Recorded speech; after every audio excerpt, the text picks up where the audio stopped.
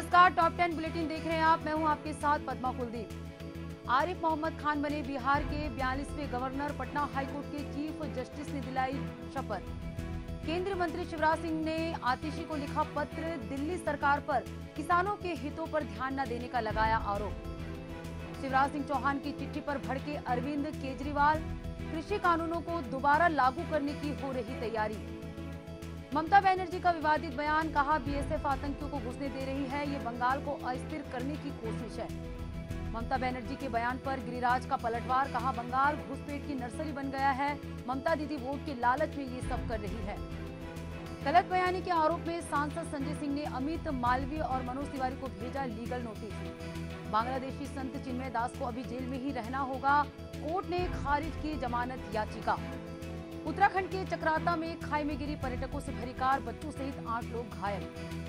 Nagpur railway station पर दक्षिण express train में युवक की पीट-पीट कर हत्या, 4 आरोपी हिरासत में। और न्यूयॉर्क के एक नाइट क्लब में सामूहिक गोलीबारी, करीब 11 लोग घायल।